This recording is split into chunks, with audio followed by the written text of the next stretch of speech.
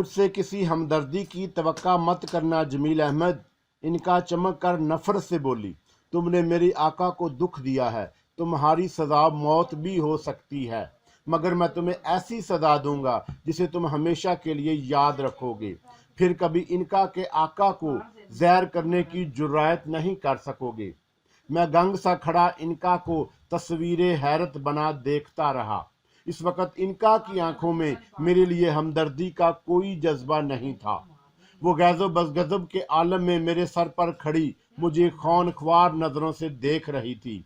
उसके पंजों की चुभन मेरे सर की जिल्द में शदीद होती जा रही थी। चंद लम्हों तक वो इसी नफरत भरे अंदाज में मुझे तकती रही, फिर बड़े नागवार और तौहीन अमीज लहजे में बोली, जमील अहमद, तुम अपना एक हाथ पहले ही खो चुके हो, अब मैं तुम्हें एक आंख की नेमत से महरूम कर दूंगी। मैं तुम्हारी एक आंख की बैनाई छीन लूंगी। ये कम से कम सजा है जो तुम्हें दी जा सकती है। नहीं, इनका नहीं, मैं गड़गड़ाने लगा। मेरी तरफ गौर से देखो इनका, ये मैं हूँ, मेरा नाम जमील अहमद खान है। मैंने तुम्हारी खातर मुतअद्दिद बेगुनाहों का खून बहाया है। क्या तुम्हें मुझ पर बिल्कुल भी तरस नहीं आता? मैं तुम्हारे लिए अपना सब कुछ लुटा चुका हूँ। मैंने बहुत कुछ कहा, गुजरी बातों को याद भी दिलाया, मैंने मिन्नतें की, मगर इनका हकारत से बोली, जमील अहमद, गुजरी बातों को भूल जाओ। मैं एक दासी हूँ और दासियां सिवाय अपने आका के किसी और को मोहब्बत की निगाह से देखना गुनाह समझती हैं। मैं तुझे सजा देकर आइंदा के लिए तंबीह कर देना चाहती हूँ कि मेरे आका से हमेशा वफादार रहो, वरना इनका तुम मुझे एक बार ही जान से क्यों नहीं मार डालती। मैंने इनका का जुमला दरमियान से उचकने हुए तो मुंह बनाकर वो बोली, वो बहुत बहादुर होते हैं जमील अहमद, जो सिर्फ एक बार ही मरते हैं। तुम बुज़दिल हो, अहमक हो, खुद गर्द हो। ऐसे लोग तो हर रोज मरते हैं। मैं हाथ जोड़कर इनका की मिन्नतों खुजामद करता रहा, लेकिन उस पर मेरी किसी बात का असर ना हुआ। फिर इनका का हाथ आहिस्ता आहिस्ता सीधा मेरी आंखों की तरफ चला आया। मैं इस पुरस्कार मंजर को किसी तमाशाई की तरह देखता रहा, यूं जैसे मैं अमले तनवीम के ज़ेर असर हूँ। उसके हाथ की लंबाई पुरस्कार तौर पर बढ़ती जा रही थी। उसकी उंगलियां और नाखून भी बेतदरीज बड़े होते जा रहे थे। मुझे शरियानों में अपना खून मंजमन होता महसूस हो रहा था, लेकिन मैं कुछ करने से कासर था। न जाने वो कौन सी कुव्वत थी जिसने मेरे असाब को जकड़ दिया था। फिर मैं उस वक़्त अपनी कर्बनाक चीख को ज़ब्त न कर सका जब मैंने अपने सर पर कोई चट्टान गिरती महसूस की। ये इनका के बड़े हुए हाथों की ज़रब थी। मुझे शदीद तकलीफ के साथ ऐसा लगा जैसे मेरी आंख उबल पड़ी हो। उसके बाद मेरे जहन ने मेरा साथ छोड़ दिया। मुझे बस इस कदर याद है कि मैं लड़खड़ा कर नीचे की तरफ गिर चुका था। मुझे याद नहीं मैं कितने दिन बेहोश रहा। बहरहाल मुझे इतना याद है कि जब मेरा जहन जागा तो मैं अस्पताल के एक बिस्तर पर पड़ा हुआ था। एक आंख पर पट्टी बंधी हुई थी। जब मेरी आंख खुली तो दरो दीवार धुंधले धुंधले से नजर आए। मैंने घबरा कर अपनी आंख पर हाथ रखा। क्या वाकई मेरी एक आंख जाती रही? मैंने आलमे वहशत में दूसरी आंख की पट्टियों को नोचना शुरू कर दिया। मेरी इस दीवानगी को देखकर सफ़ेद कपड़े में मलबूस एक खूबसूरत नर्स जो मेरे सरहाने खड़ी थी, मेरे हाथ को नरमी से रोकते हुए शीरीं लहजे में बोली, नहीं नहीं जमील साहब, ऐसा ना कीजिए। खुदा का शुक्र है कि आप होश में आ गए। डॉक्टरों ने आपके लिए जी जान से कोशिश की है। यकीनन आपको दूसरी जिंदगी मिली है। मुझे यहाँ कौन लाया था? तरबीनी जी, नर्स ने ना जाने क्यों शर्मीले अंदाज में नीचे नजरें करते हुए कहा। बड़े अच्छे हैं वो। आपके इलाज पर उन्होंने पानी की तरह पैसा बहाया। वो आपसे बड़ी मोहब्बत करते हैं। मैंने तरबीनी का नाम सुना तो नफरत से दूसरी समत मुंह मोड़ लिया। नर्स हमदर्दियों का अजहार करके कुछ देर बाद चली गई तो मैं तरबीनी के बारे में सोचने लगा। एक बार वो मुझे पुलिस के चुंगल से भी निजात दिला चुका था और फिर वो मुझे जिंदा रखने के लिए कोशां था। आखिर क्यों? वो मुझसे क्या काम लेना चाहता है? क्या उसे मालूम नहीं कि मुझे जब भी मौका मिला میں اسے موت سے ہمکنار کرنے کی کوشش کروں گا۔ وہ مجھ پر قصب کے لیے کھڑا کھا رہا ہے۔ کیا انکا نے اس سے میری سفارش کی ہوگی؟ مگر کیوں؟ میرا ذہن انہی گتھیوں کو سلجھانے کی ناکام کوشش کرتا رہا۔ چوتھے روز بعد تربینی خود مجھے وہاں ملنے چلا آیا۔ وہ میرے قریب کھڑا تھا۔ اب تمہارے مزاج کیسے ہیں جمیل احمد خان؟ میرا خیال ہے کہ اب تم تندرست ہو گئے ہو۔ میں نے تربینی پر نظر ڈالی اور اسے اپنی سمت تحقیر امیز نظروں سے گھورتے دیکھ کر مجھے اپنا بستر پر لیٹنا بھاری ہو گیا۔ کاش میرے بس میں ہوتا، میں اسی وقت اٹھ کر تربینی داس کا قصہ ہمیشہ کے لیے ختم کر دیتا۔ میں نے تربینی کے سوال کا کوئی جواب نہیں دیا تو وہ زہر خند سے بولا، خان صاحب آپ کو ہسپتال میں کوئی تکلیف تو نہیں ہوئی؟ اس بار بھی تربینی کی بات کو خون کے گھونٹ پی کر رہ گیا۔ کیا بات ہے خان صاحب، آپ تو بہت خاموش ہیں، جواب دیجئے نا، ایسی بھی کیا ناراضگی؟ تربینی کے اس طنز کو میں برداشت نہ کر سکا۔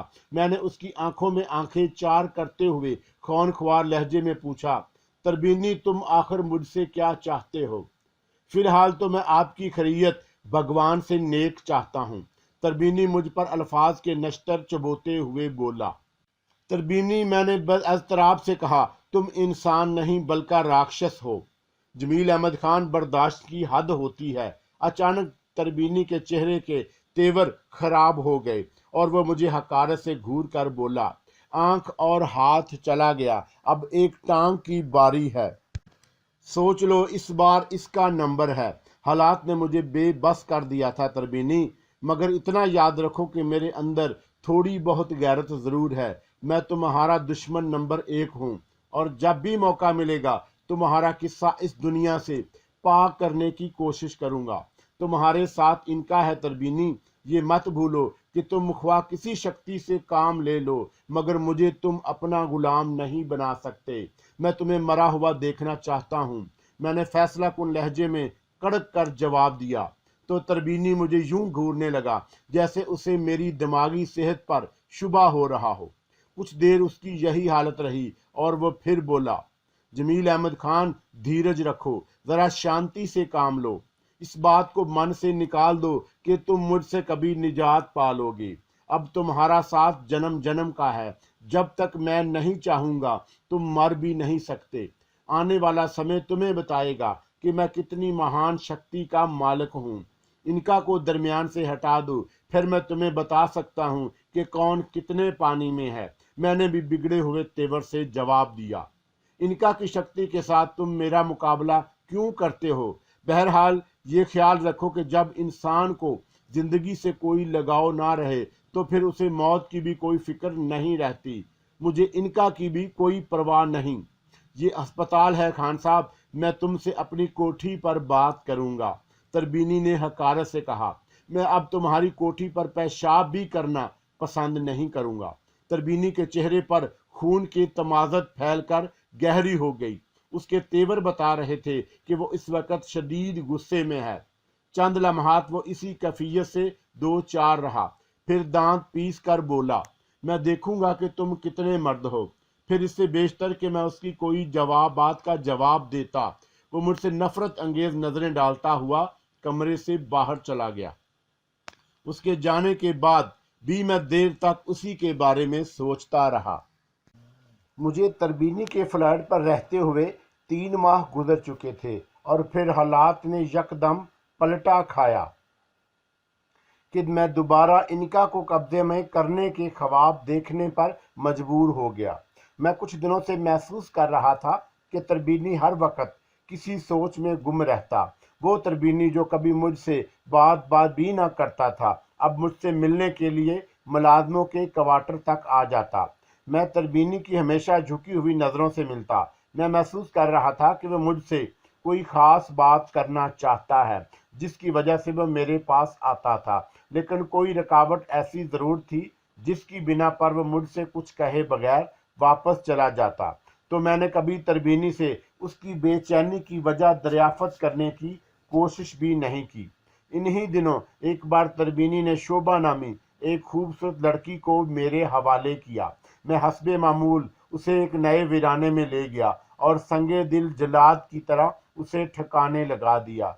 लेकिन जब मैं उसको मौत के घाट उतार कर वापसी के इरादे से पलटा तो ऐसा महसूस हुआ जैसे इनका मेरे सर पर आ चुकी हो। मैंने आलमे तसव्वुर में सर की जानब देखा तो मेरा अंदाजा गलत साबित नहीं हुआ। इनका हकीकतन मेरे सर पर मौजूद थी। बज़ाहिर वो इस वक्त अच्छे मूड में लग रही थी, लेकिन मैंने दीदा दानिस्ता उससे कोई बात नहीं की। गर्दन झुकाकर गाड़ी की सीमत कदम उठाया तो इनका की मुतरन्नम आवाज मेरी कुव्वत समात से टकराई। जमील, अब तुम वाकई राह रास्त पर आ गए हो। अगर इसी तरह तुम मेरे आका के अशारों पर चलते रहे तो मैं तुम्हें कोई मुसीबत दरपेश नहीं होने दूंगी। तुम्हारा आश्कार तुम्हारा मुंतजर है, इनका क्यों अपना वक्त ज़ाया कर रही हो? जाओ और शोभा के खून से अपने खून जिस्म को तकवीत दो। देखो तुम्हारा आका मेरे सर पर आ जाने की खबर सुनकर कहीं तुमसे नाराज ना हो जाए। जमील, मेरा आका नाराज नहीं होगा और समझ लो कि मैं उसकी मर्जी के बगैर कोई काम नहीं करती। वैसे मैं तुमसे बहुत खुश हूँ कि तुमने मेरे आका की बड़ी खिदमत कर रहे हो और मेरे लिए गज़ा भी फराहम करते हो, और जिसकी मुझे बहुत ज़्यादा ज़रूरत है। मेरी मानो परेशान रहने की बजाय हंसा बोला करो। अब ऐसा भी क्या, मैंने खुद को हालात के ऊपर छोड़ दिया है इनका। मैंने एक सर्द आह भरकर जवाब दिया। फिर मैं तुमसे खुश रहने और हंसने बोलने का मशवरा अपने आका तरबीनी दास को दो, जो आजकल उदास उदास रहता है। मुझसे इतनी हमदर्दी क्यों? खूब, इनका ने मेरी आंखों में आंखें डाल दी। अच्छा, तो अब तुम्हें आका से हमदर्दी होती जा रही है। तरबीनी को मुझसे ज्यादा तुम्हारी हमदर्दी की जरूरत है। इस बार मैंने जल कर कहा। मैं अपने आका को दुनिया की हर नेमत से नवाज सकती हूँ जमील, इनका ने संजीदगी इख्तियार करते हुए जवाब दिया। आजकल उसकी परेशानी की वजह खूबसूरत लड़कियां नहीं बल्कि कुछ और है। एक बार तुम भी ऐसे हालात से दो चार हो चुके हो। मैं समझा नहीं तुम्हारा इशारा। मैंने इनका को वजाहत तलब नजरों से देखा तो वह बदस्तूर संजीदगी से बोली, वक़्त आने दो, तुम्हें खुद ही सब कुछ मालूम हो जाएगा। इनका मबहम अल्फाज में अपना जुमला अदा करके मेरे सर से उतर गई। मैं कुछ देर गुमसुम खड़ा उसके मतलब जुमले का मतलब अखज़ करने की कोशिश करता रहा। फिर थके हुए अंदाज में लंबे लंबे कदम उठाता गाड़ी तक वापस लौट गया। उस रात सोने से पहले मैंने एक बार फिर बाहर इनका के जुमले की तह तक पहुंचने की कोशिश की, मगर कोई राय कायम ना कर सका। और अगले ही रोज तरबीनी चुपचाप उसके हमरा अंदर आ गया। कुछ देर तक हमारे दरमियान बिल्कुल खामोशी रही। फिर तरबीनी ने मुझे बेगौर देखते हुए कहा, जमील खान, मुझे इस बात का दुख है कि मेरे कारण तुम्हें बहुत सी कठिनाइयों का सामना करना पड़ा है। मैंने तरबीनी के चेहरे को गौर से देखा। जो कुछ उसने मुझसे कहा था मुझे उस पर यकीन नहीं आ रहा था, शायद इसलिए कि मुझे अपने बदतरीन दुश्मन से इस किस्म के जुमले की तवक्का नहीं थी।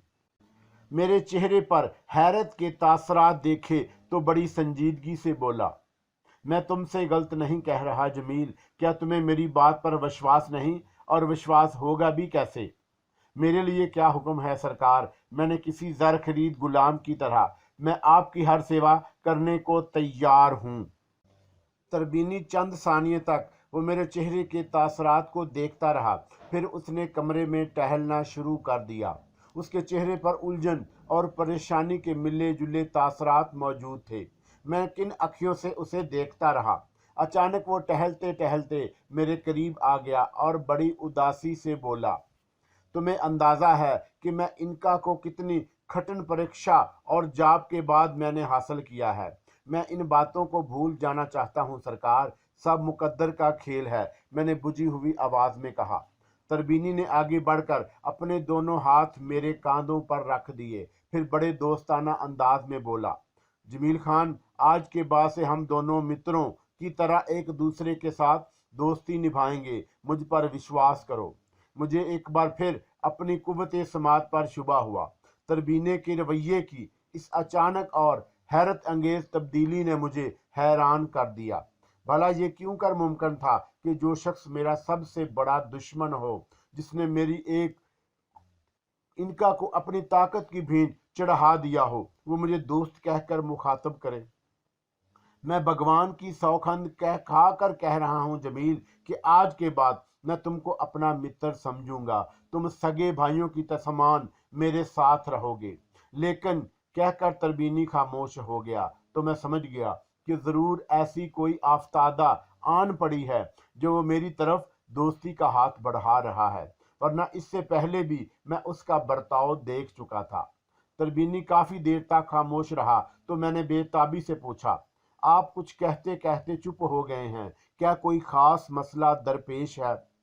आप मत कहो जमील अहमद, तुम अब मेरे मित्र हो। तरबीनी अपना निचला होंठ काटते हुए पुरख्याल लहजे में बोला, जिस तरह मैं इनका को हासिल करने के लिए परीक्षा का जाप किया था, इसी तरह आजकल एक और पिंडत उसका जाप कर रहा है। उसे अपना जाप करते हुए 25 दिन से ज्यादा गुजर चुके हैं। अगर 15 दिन के अंदर मैंने उसका कोई हल तलाश ना किया तो इनका मेरे कब्जे से निकल जाएगी। तरबीनी की बात सुनकर मेरी नब्ज की रफ्तार तेज हो गई। अब मैं पूरी तरह समझ चुका था कि तरबीनी ने मेरी तरफ दोस्ती का हाथ क्यों बढ़ाया है। वो गालबन मुझे उस पिंडत से टकराने के लिए आमादा करना चाहता था, इनकार को हासिल करने के लिए अपने जाब में मसरूफ था। तो मैंने तरबीनी की बेचैनी को बड़े अरसे बाद महसूस किया और एहसास हुआ कि मैं दिल ही दिल में मुस्कुराता रहा। फिर तरबीनी को मुखातब करके पूछा, क्या आप मुझे बताएंगे कि वो पिंडत कौन है और कहाँ बैठा जाप कर रहा है? उस मनहूस का नाम शिवचरण है, तरबीनी ने तलमला कर कहा।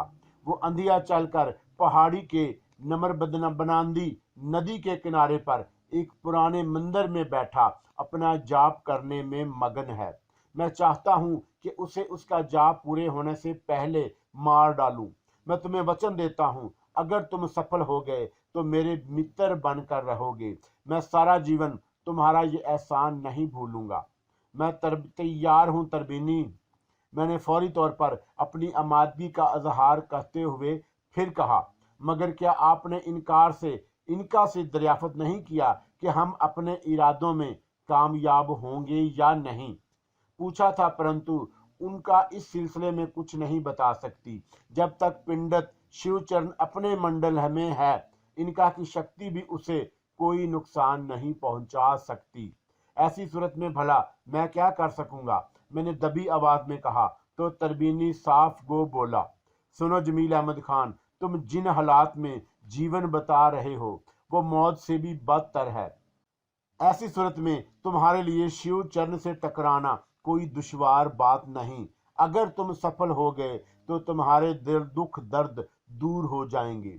नाकाम होने की शक्ल में तुम अपने वजूद खटनाइयों से हमेशा के लिए मजबूर हो जाओगे। क्या यह सौदा तुम्हें मंजूर है? हर चंद के तरबीनी दास की बातों से खुद गर्जी और मकारी की बू आ रही थी, लेकिन इसके बावजूद उसने मशवरा दिया था वो गलत ना था। मेरी जिंदगी वाकई मुर्दों से बदतर थी। मैं कुछ दिनों खुली फिजा में सांस लेने को भी तरस गया था। ऐसी सूरत में अपनी जिंदगी को तरबीनी के बताए हुए दाव पर लगा देना मेरा मसला नहीं था जिसमें मैं गौर खोज करता। चुनाचा मैंने फौरी तौर पर आमादगी का इजहार कर दिया। मेरा जवाब सुनकर वो यूं खिल उठा जैसे उसकी दिल्ली मुराद पूरी हो गई हो।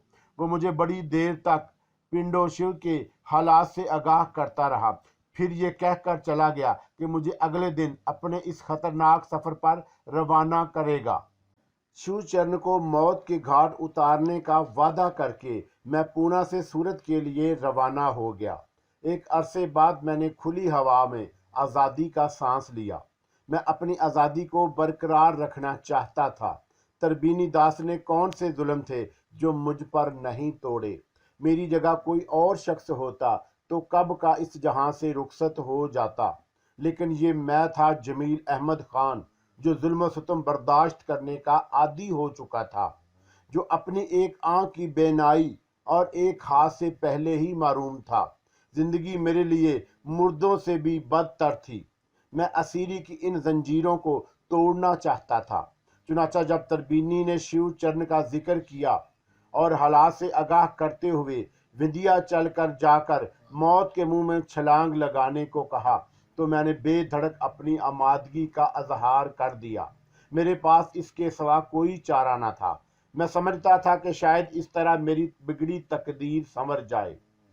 تربینی نے پونا سے روانگی کے وقت اچھی خاصی رقم میرے حوالے کی تھی اور مجھے یقین دلایا تھا کہ اگر میں شیو چرن کو مارنے میں کامیاب ہو گیا تو مجھے آئندہ ہمیشہ اپنا دوست سمجھے گا اور ہر قسم کی آزمائش مجھ پر پہنچائے گا۔ مجھے تربینی کی باتوں کا کچھ زیادہ یقین نہ تھا، مگر ایک یہی بہتر صورت تھی کہ میں تربینی کی پیشکش کو اس صورت پر ترجیح دوں کہ ان کا شیو چرن کے قبضے میں چلی جائے۔ میں اب زندگی کے ایسے دوراہے پر تھا جہاں ایک طرف موت اپنا بھیانک منہ کھولے مجھے ہڑپ جانے کے لیے بے چین تھی، اور دوسری سمت تربینی کے خیال میں زندگی کی مسرتیں اپنا دامن وا کیے میری منتظر تھیں۔ مجھے زندگی کی مسرتوں سے بھی زیادہ اپنی بھیانک موت کا یقین تھا، اس لیے کہ منڈل میں بیٹھے ہوئے کسی پجاری کو مارنے کا تجربہ میں پہلے بھی ایک دفعہ کر چکا تھا۔ اگر میں اس وقت کامیاب ہو گیا ہوتا تو آج اس حالت کو کبھی نہ پہنچتا۔ ان کا تربینی کی بجائے میری ہی رہتی اور مجھ سے کبھی جدا نہ ہوتی۔ سورت پہنچ کر میں نے رات کو ایک معمولی درجے کے ہوٹل میں گزاری، پھر صبح ہوتے ہی نربندانی کی طرف سمت روانہ ہو گیا۔ اگلے دن میں نربدا کے کنارے پہنچ گیا۔ اس سفر میں جن جان لیوا تکالیف سے دو چار ہونا پڑا وہ کچھ میرا دل ہی بہتر جانتا ہے۔ اگر میں تفصیل سے ان حالات کا ذکر کروں تو ایک علیحدہ کہانی بن جائے گی۔ میں کسی نہ کسی طرح ویران مقامات اور گنجان آبادیوں سے گزرتا، بدا کے کنارے پہنچ کر اس پرانے مندر کی تلاش میں لگ گیا جہاں مجھے شیو چرن سے دو ہاتھ کرنے تھے۔ 2 روز تک میں شب و روز اپنا سفر جاری رکھا۔ جہاں بھی مجھے کوئی نیا پرانا مندر نظر آیا، دھڑکتے ہوئے دل سے اس کے اندر جا کر دیکھتا، مگر مایوس ہو کر واپس لوٹ آتا۔ پیدل سفر کرتے کرتے میرا قوی جواب دینے لگے۔ میں ایک کا حساب کر رہا تھا۔ تربینی نے مجھے جو حساب بتایا تھا اس اعتبار سے صرف 11 دن شیو چرن کی کامیابی اور میں باقی رہ گئے تھے۔ دوسرے دن جب میں دن بھر پیدل سفر کرنے کے بعد رات کو ایک آخری درخت کے نیچے سونے کے ارادے سے لیٹا تو مجھے ایسا محسوس ہوا جیسے وہ رات میری زندگی کی آخری رات ثابت ہوگی۔ میرا جوڑ دکھ رہا تھا۔ مچھروں نے کاٹ کاٹ کر میرا سارا جسم داغدار بنا دیا تھا۔ مجھے ہلکا پھلکا بخار بھی ہو چکا تھا۔ سر درد کی شدت سے پھٹا جا رہا تھا، لیکن ان تمام مصائب کے باوجود مجھے اس بات کی خوشی بھی تھی کہ اگر میں اس ویرانے میں مر بھی گیا تو یہ موت آزادی کی موت ہوگی۔ دن بھر تھکان کی وجہ سے مجھے لیٹتے ہی نیند آ گئی اور میں دنیا مافیا سے بے خبر سو گیا۔ بہت دیر تک میں سویا اور پھر جب میں ہڑبڑا کر جاگا، اس وقت کرب و جوار کا تمام علاقہ گپ اندھیرے میں ڈوبا ہوا تھا۔ دور سے جنگلی جانوروں کی آوازیں آ رہی تھی۔ ابھی میں سوچ ہی رہا تھا کہ میری آنکھ کیوں کھلی کہ اچانک میرے سر پر تیز پنجوں کی چبھن شروع ہو گئی۔ میرا دل دھڑکنے لگا۔ ان پنجوں کی چبھن سے میں بخوبی واقف تھا۔ میں نے ڈرتے ڈرتے نظریں اٹھائی اور عالم تصور میں اپنے سر کی جانب توجہ کی تو مجھے اپنے حواس پر یقین نہیں آیا۔ ان کا میرے سر پر موجود تھی۔ میرا دل چاہا کہ اس بے وفا سے کوئی بات نہ کروں، لیکن اس وقت اس کے چہرے پر کچھ ایسی سوگواری نظر آئی کہ میں برداشت نہ کر سکا۔ میں چاہنے کے باوجود ان کا سے اپنی نفرت کا اظہار نہ کر سکا اور ٹکٹکی باندھے اسے دیکھتا رہا۔ اس کی آمد پر مجھے ایسا محسوس ہوا جیسے میں کسی بچھڑے ہوئے عزیز سے مل رہا ہوں، یا اپنی محبوبہ سے جسے مجھے سے کسی نے چھین لیا ہو اور اس حالات کے ستم سے مجبور اپنے گم گشتہ محبوب کے پاس آئی ہو۔ میں نے رقت امیر آواز میں آہستگی سے کہا، انکا کیا یہ تم ہو؟ ہاں یہ میں ہوں جمیل، انکا نے وہی اداسی سے مختصر سا جواب دیا۔ तुम यहाँ कैसे आ गईं? अगर आखिर तुम्हें मेरा ख्याल क्यों कर आ गया? मैंने महसूस किया कि इनका की आंखों में परछाइयां तैर रही हैं। वो किसी नौजवान बेवा की तरह लुटी लुटी और सोगवार नजर आ रही थी, चुप चुप और खामोश। कुछ देर तक मेरी बात का जवाब दिए बगैर वो अपने पंजों को अज़तराब की हालत में मेरे सर पर मारती रही। फिर उसके होंठों को जुम्बश हुई। जमील, मैं अपने आका के हुक्म पर तुम्हारी मदद करने के लिए आई हूँ। क्या वाकई अब मुझसे कोई हमदर्दी नहीं रही? क्या तुम्हें इस बात का एहसास कभी नहीं सताता कि मैं इस हालत तक महज तुम्हारी वजह से पहुंचा हूं, तुम्हारी मोहब्बत की वजह से? ये वक्त उन बातों का नहीं। इनका ने एक सर्द आह भरकर बोली। मोहब्बत की बातें थी जमील अहमद खान, इनमें इरादे का कोई दखल नहीं। मैं तुम्हें कितनी बार बताऊं, तुम ये क्यों भूल जाते हो कि मैं अब तुम्हारी नहीं हूं, तरबीनी दास की गुलाम हूं, और उसके हुक्म के बगैर कोई कदम उठाना मेरे बस में नहीं। इनका के लहजे में जो कसक थी उसे महसूस कर मेरी हालत गैर हो गई। मैंने इनका से मजीद कुछ पूछना मुनासिब नहीं समझा। मैं जानता था कि मेरी आहोजारी बेसूद होगी, इसलिए इनका सिर्फ और सिर्फ उसके ताबे थी। मुझसे उसकी जुदाई में पुरस्रार कुव्वतें शामिल थीं। मैं बस इनका को हसरत भरी निगाहों से तकता रहा। मेरा जी चाहा कि मैं इस कदर रोऊं, इस कदर चीखूं कि मुझे मौत आ जाए। जमील अहमद खान, तुम अपनी राह से भटक चुके हो। तुम्हें जिस पुराने मंदिर की तलाश है वो नदी के दूसरे किनारे पर वाक़या है। सुबह होते ही तुम कश्ती के जरिए दूसरे किनारे पर पहुंचो और किनारे पर उतर कर तुम्हें बाएं जानब चलना होगा। उस रास्ते पर जो पहला मंदिर आएगा वही तुम्हारी मंजिल होगी। शिवचरण तुम्हें उसी मंदिर में मिलेगा। मैं खामोशी से इनका की हदायत सुनता रहा। जब वो खामोश हुई तो मैंने कहा, इनका, क्या तुम्हें यकीन है कि मैं शिवचरण को मारने में कामयाब हो जाऊंगा? जब तक शिवचरण मंडल में है मैं उसके बारे में कुछ नहीं कह सकती। इनका के लहजे में मायूसी मतरशे थी। मुझे खुशी है इनका कि तुमने मेरी रहनुमाई की जहमत मोल ली, लेकिन क्या तुम एक दो रोज मेरे सर पर नहीं रह सकती? मेरा मतलब है कि हो सकता है कि मुझे फिर तुम्हारे मशवरे की जरूरत पेश आए। मैंने धड़कते हुए दिल से इनका को मुखातब किया। मेरी शदीद ख्वाहिश थी कि वो किसी तौर पर मेरी बात मान ले। उसकी मौजूदगी में मेरे हौसले बुलंद रह सकते थे, लेकिन इनका ने बड़ी बेरुखी से मेरी खातर मेरी तरफ देखते हुए कहा, यह मुश्किल है जमील। मेरे आका ने मुझे सिर्फ इतना हुक्म दिया था कि मैं तुम्हारी रहनुमाई कर दूं और फिर वापस चली आऊं। चुनाचा अब मैं जा रही हूँ। जो कुछ मैंने कहा है उसका ध्यान रखना। इनका, मैं तेजी से बोला, मैं जानता हूं कि तुम मजबूर और बेबस हो, लेकिन क्या तुम मुझे इतना भी नहीं बता सकती कि आने वाले हालात मेरी जिंदगी में और क्या गुल खिलाने वाले हैं? मैं कुछ नहीं बता सकती जमील, मुझसे कुछ मत पूछो, इनका ने जवाब दिया। ये तुम मेरा पूरा नाम क्यों नहीं लेती इनका? इसमें मुझे बड़ी अजनबियत का एहसास होता है। मुझे महसूस है जैसे मैं तुमसे बहुत दूर हूँ। कम अज कम मेरे इस एहसास को मुझसे दूर ना करो। उसी लहजे में मुझे मुखातब क्यों नहीं करती जिस शरीनी का मैं आदी हूँ? क्या तुम्हारे लहजे पर भी पाबंदी आयद है? मैं ये सब कुछ तुम्हारी खातिर कर रहा हूँ। मैंने जज्बात में ना जाने क्या कुछ कहा, मगर इनका मेरे कर्ब अंगेज गुफ्तगू सुनती हुई उसका लहजा और भी अब भी वही था। जमील अहमद खान, मेरा सारा वजूद तरबीनी का ताबे है। तुम मेरे लिए अजनबी हो। हाँ, मैं तुम्हें एक मशवरा दे सकती हूँ कि मुझे मत याद किया करो। मुझे हासिल करने के लिए जो कुछ तुम कर रहे हो या ना किए जाओ, मुझे उससे कोई सरोकार नहीं। मुझे तुम्हारी याद बहुत सताती है। इतना दूर जाना था तो मेरे पास क्यों आई थी?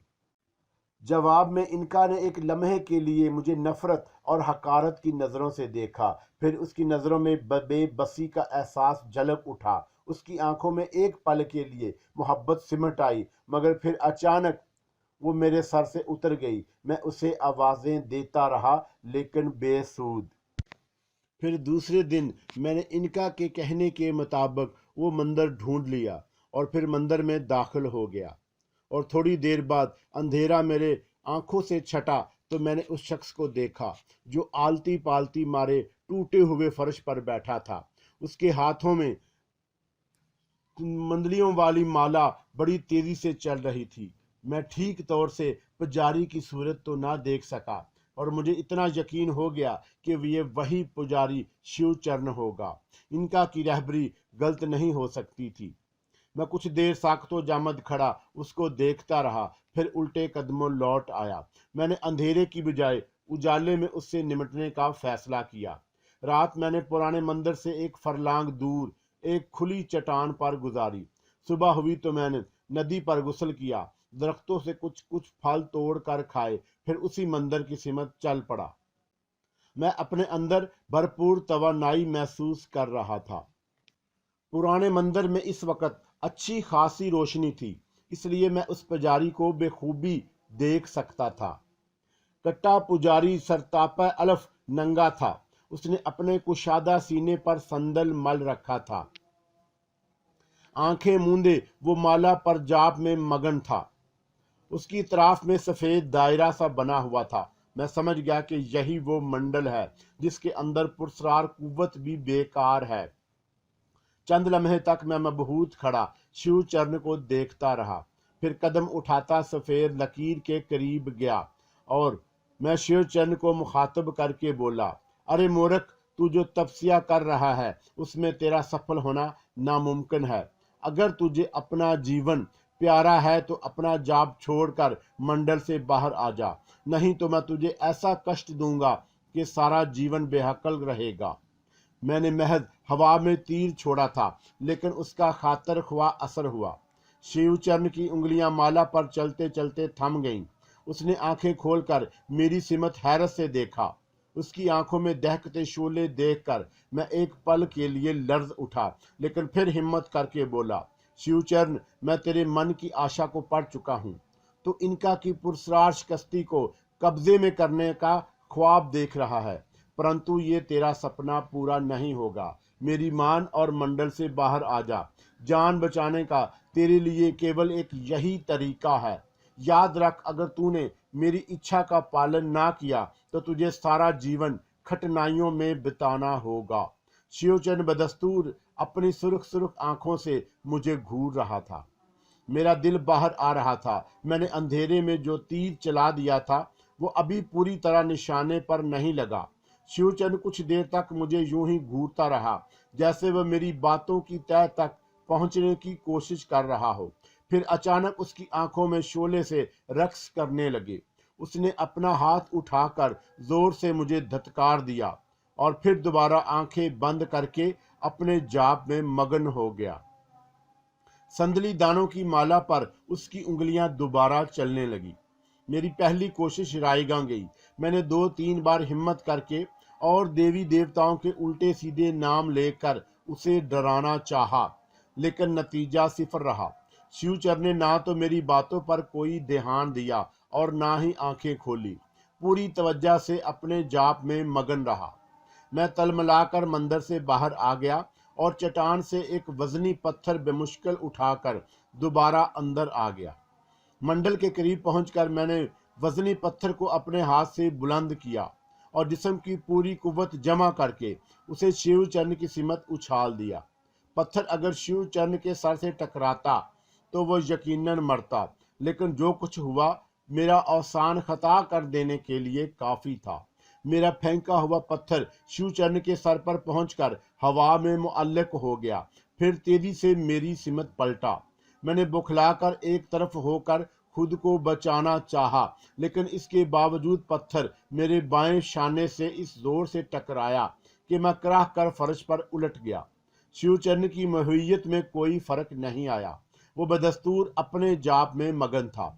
मैंने अपने शाने पर नजर डाली तो देखा कि खून उबल उबल कर मेरे जिस्म को लहू लहान कर रहा है। तकलीफ की शिद्दत ने मुझे नढाल कर दिया था। मैंने उठने की कोशिश की तो कराह कर दोबारा फर्श पर आ रहा। मौत का भयानक तस्वर मेरे असाब पर पूरी तरह हावी था।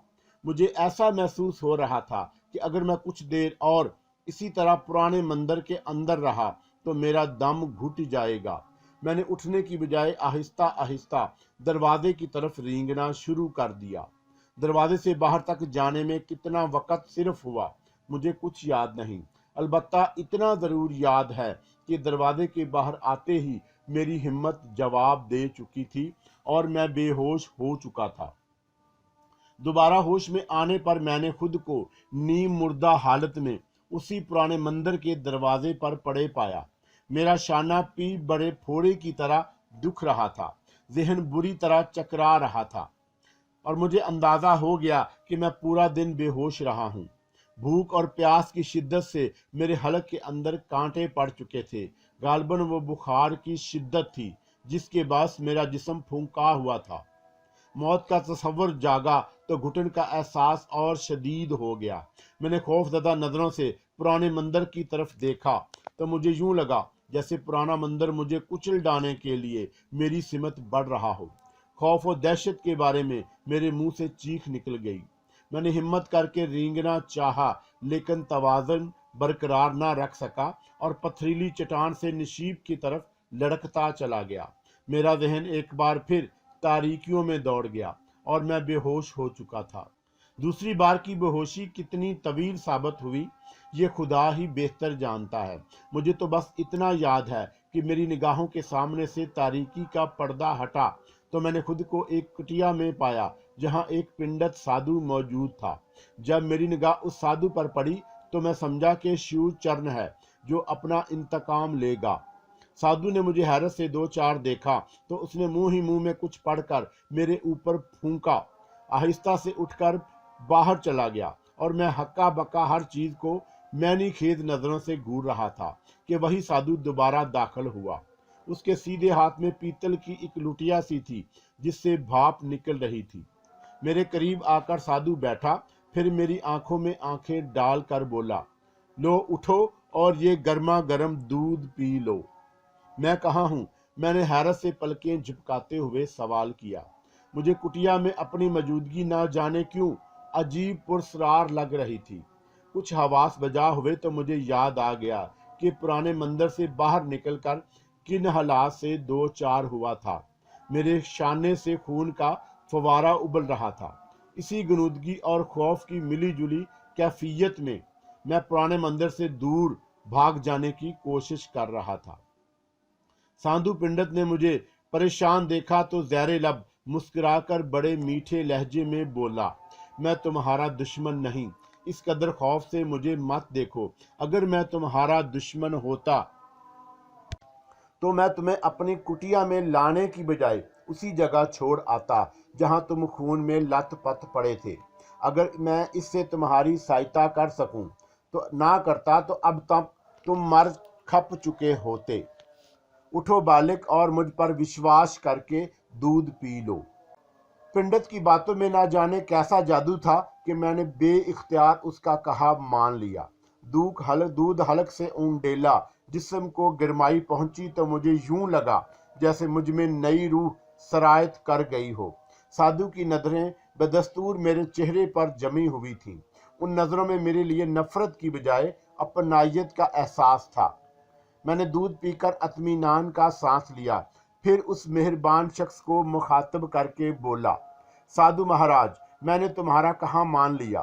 اب کیا تم مجھے بتاؤ گے کہ تم کون ہو اور کس طرح تم نے مجھے اس جنگل سے نجات دلائی، اور اس وقت میں کہاں ہوں؟ میں کتنے دنوں تک بے ہوش رہا ہوں؟